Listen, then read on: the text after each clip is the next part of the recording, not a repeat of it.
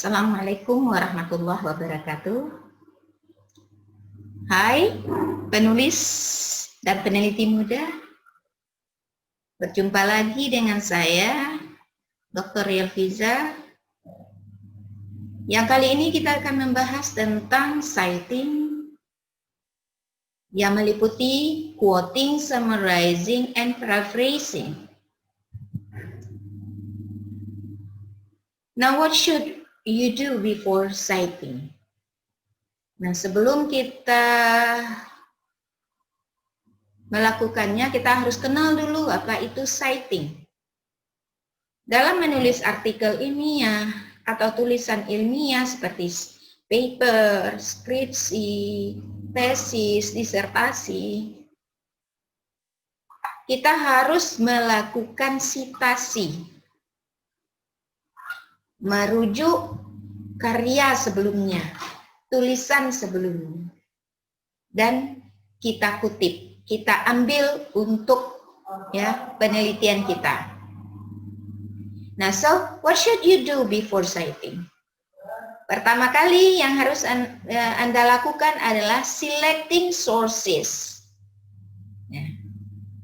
Dalam selecting sources ini bisa dilakukan skimming, teknik skimming, ya, membaca cepat saja. Nah, apa yang akan dilakukan dalam selecting sources ini? Kita mau menentukan apakah source kita itu primary atau secondary. Primary source is the best. Jadi sumber yang paling baik itu adalah primary source. Kemudian kita lakukan evaluating source. Kita evaluasi source-nya. Kita lanjutkan dengan note taking dengan menggunakan Mendeley. Kalau dapat note taking langsung ke Mendeley. Nah, apa itu primary and secondary source? Primary source is original writing, original document, or first-hand data. Jadi dia kalau sumber yang kita pakai itu dia sumber pertama gitu. Dialah penemu atau dialah penulis yang yang pertama. Dialah yang menulis, yang menghasilkan karya ini. Kemudian dokumennya asli. Dan first hand data, kalau kita mendapatkan informasi melalui interview, jadi sumber informasinya itu memang sumber informasi yang orang yang pertama, bukan orang lain lagi yang menceritakan. Kalau orang lain lagi yang menceritakan, maka itu termasuk secondary source. Ya, termasuk pula tulisan kalau diceritakan oleh orang lain, tulisan saya, kemudian diceritakan oleh orang lain dalam tulisannya, berarti itu secondary source. Ide-ide saya kemudian diceritakan lagi oleh orang lain, maka orang lain itu namanya secondary source. Begitu juga dengan informasi secara lisan, jika disampaikan oleh orang yang pertama, maka dia primary source. Tetapi orang lain menceritakan informasi yang diberikan oleh seseorang tadi, ya. Orang lain menceritakan informasi yang sudah dikutipnya dari dari orang lain, maka itu secondary source. Kemudian dokumen yang sudah duplikat, ya, itu tidak lagi primary source. Nah, how to evaluate source? There are some activities that can we do to evaluate sources, whether the source is better or the source is bad. Nah, jadi ada sumber itu yang tidak boleh kita gunakan atau mungkin kualitasnya rendah. Nah, bagaimana dengan untuk menentukan apakah source-nya kualitasnya bagus Nah, yang pertama kita coba ya memahami whether the source should cover your particular subject. Apakah source itu ya bisa berisi atau memuat informasi tentang apa yang sedang kita teliti. Then try to recognize the point of view in the source. Coba pahami apa isi dari source itu. Apa pandangan atau pendapat penulis tentang informasi yang sedang kita pahami. Then clarify different opinions of the experts and how they come to a consensus.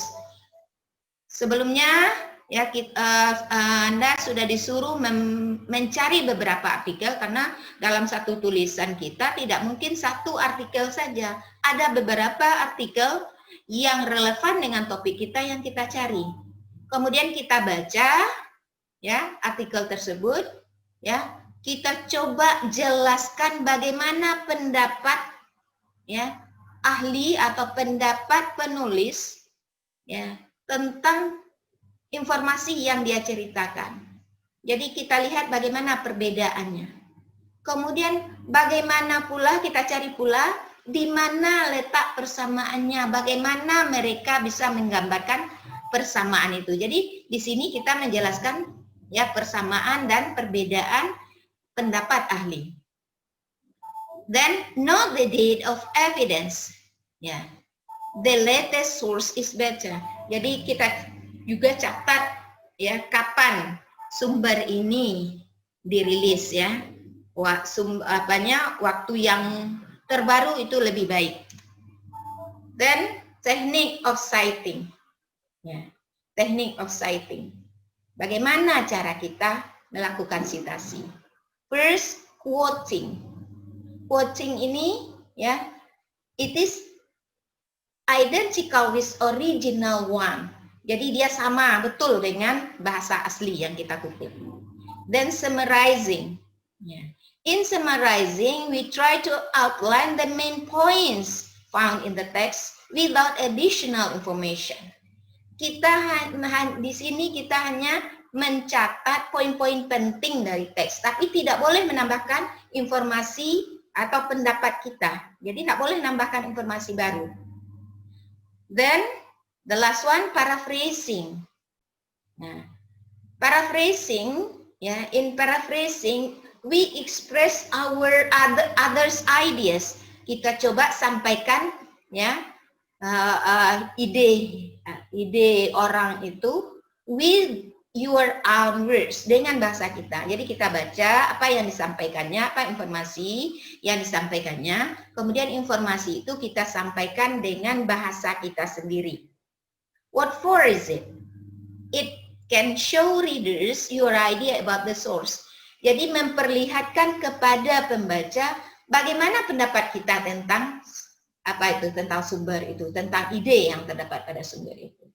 Jadi ini sebenarnya yang kita lakukan dalam reviewing article. Ya. Ketika kita mau melihat atau mengkaji ide orang, kita cari apa poin yang berbeda antara ahli-ahli itu, kita cari pula di mana persamaannya.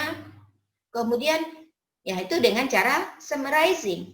Kemudian dengan cara paraphrasing, kita mencoba menyampaikan informasi yang kita pahami dari sumber itu dengan bahasa kita sendiri, dan kita sampaikan bagaimana pendapat kita tentang itu.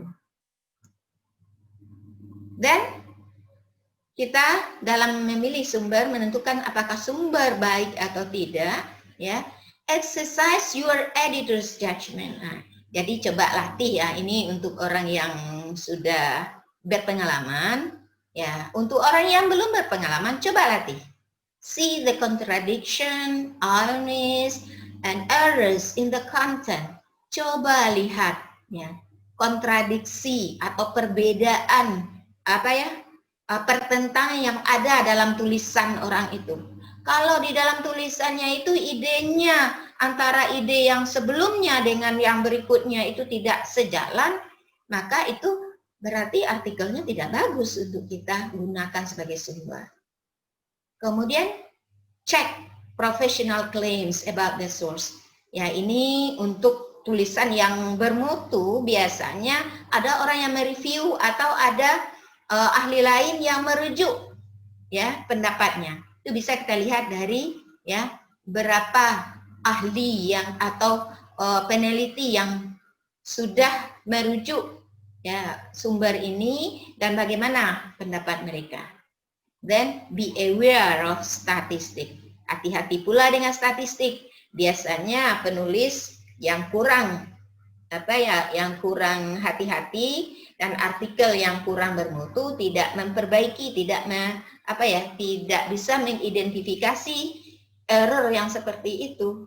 Nah, kadang statistiknya dia mengatakan ada 5 tabel, tapi yang disajikan cuma 3 atau 4 atau urutannya itu kita perhatikan. Jika itu bermasalah berarti artikelnya tidak terbit di jurnal yang bagus, yang layak kita gunakan untuk sumber kita.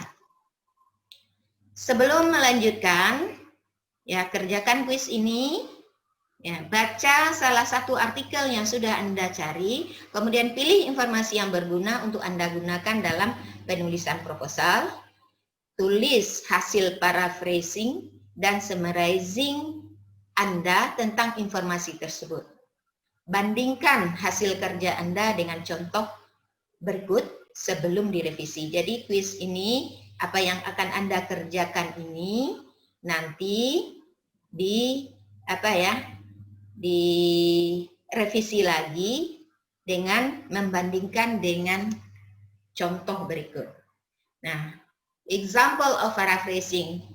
Untuk quoting tidak kita berikan contoh di sini karena itu mudah, hanya mengambil saja. Cuma dalam quoting ketika kita mengquote, ya ketika quotation kita hanya 1 atau 2 baris kan kita masukkan saja di dalam dalam paragraf kita. Kita beri saja tanda dengan tanda quotation, ya, tanda kutip ya. Tetapi kalau misalnya yang kita quote itu 4 baris ke atas, itu tidak bisa kita masukkan dalam paragraf kita.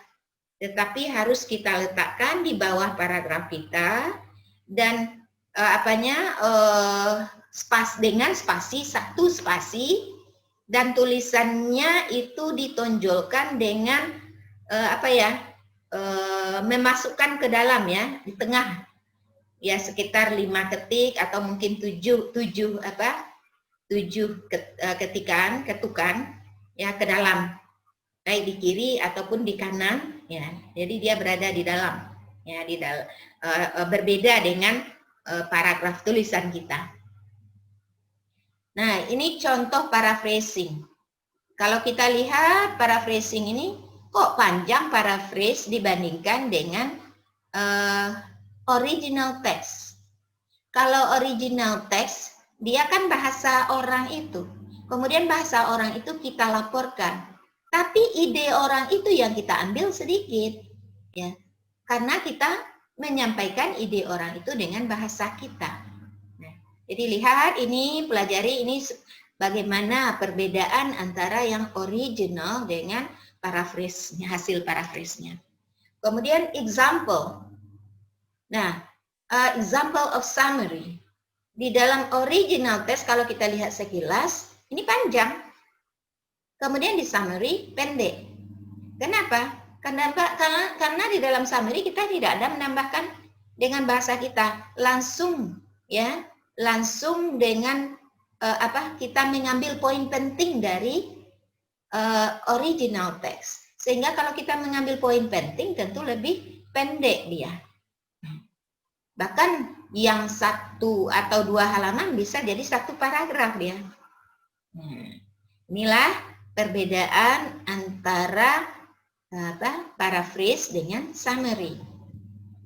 Nah, coba pahami dan praktekkan dalam ya penulisan proposal yang akan menjadi tugas akhir mata kuliah ini. Thank you for watching. Semoga ini bermanfaat dan bisa membantu Anda dalam menulis ya proposal dan melakukan penelitian setelah setelah selesai mata kuliah ini dan setelah tamat dari kuliah. Bagi penulis atau peneliti yang tidak lagi kuliah atau yang sedang kuliah S2 bisa menggunakan sumber ini, mempraktekkan sumber ini agar bisa lebih mudah dalam melakukan sitasi. Terima kasih. Assalamualaikum warahmatullahi wabarakatuh.